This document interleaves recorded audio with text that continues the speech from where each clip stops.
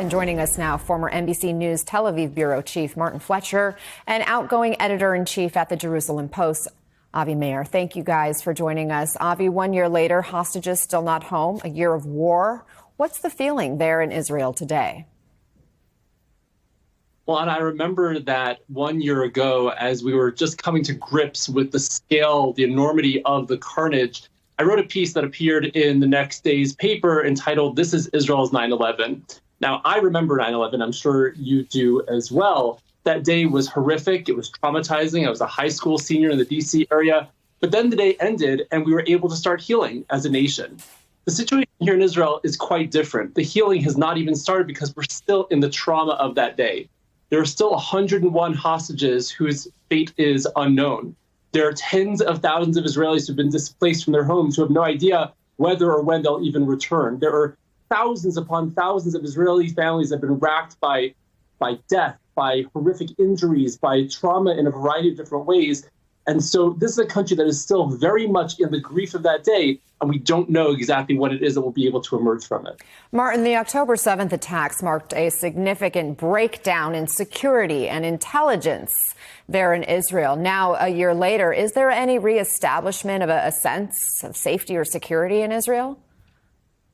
Well, I think obviously the attacks in Lebanon against Hezbollah, decapitating Hezbollah, weakening them dramatically, obviously that gave Israelis more trust and confidence in their intelligence services. It was a dramatic, extraordinary achievement in Lebanon. But really all it did was stress the complete failure of the same agencies on October 7th. So I think there's a sense that Israelis feel very, very vulnerable. They understand now that actually they're in a situation where not a yet existential situation, but they're under extreme threat. They understand that the government wasn't really there for them on October 7th, nor were the military or the intelligence agencies. Now there's a sense that they're reestablishing control in the area. But certainly the result of all this is Israelis feel very vulnerable, by the way, as do Jews across the world at this extraordinary outbreak of anti-Semitism. I mean, it's quite extraordinary to think that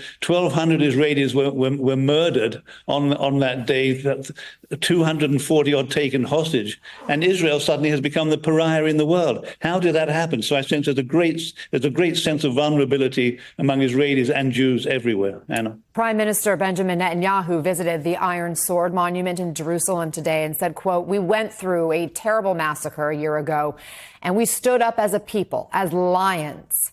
Avi, the prime minister has faced significant criticism in the last year for failing to bring the hostages home, for the extensive loss of human life and the humanitarian crisis in Gaza. What does victory actually look like for Netanyahu? Well, I think victory at this point for the people of Israel would be the return of those 101 hostages. I don't see how we can claim victory with even a single Israeli still held in captivity, whether alive or dead. And I think that it needs to be the number one goal. I think there's a groundswell of support amongst the Israeli people to bring back as many of those hostages as swiftly as we possibly can. We, of course, also need to secure the northern border. Since October the 8th, Hezbollah has been bombarding the northern part of the country to the point where tens of thousands of Israelis have fled their homes and have no idea whether they'll ever see their homes again.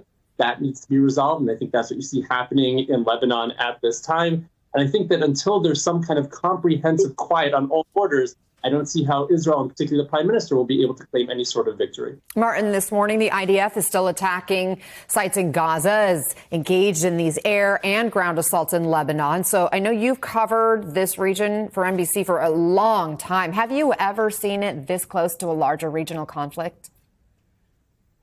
No, I don't think. No, absolutely not. I mean, in 1973, when Egypt and Syria invaded Israel, it was still very much a localized attack.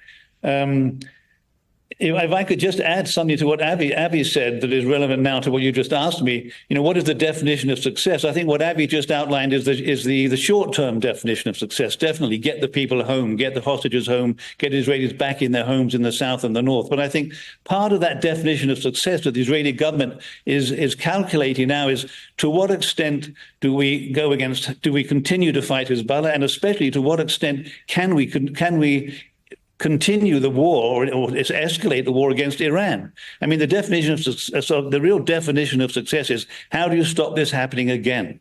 And in order to stop it happening again, Israel's doing what it can in Gaza. They're beginning the way to stop it in Lebanon. The real enemy for Israel is Iran, who supports, of course, the militias in Gaza and Lebanon. So long-term definition of success is to stop the threat from Iran against Israel. How to do that? Really only with American help. How to do that? And I guess the question is it even possible? Martin Fletcher and Avi Meir, thank you both so much for joining us this morning.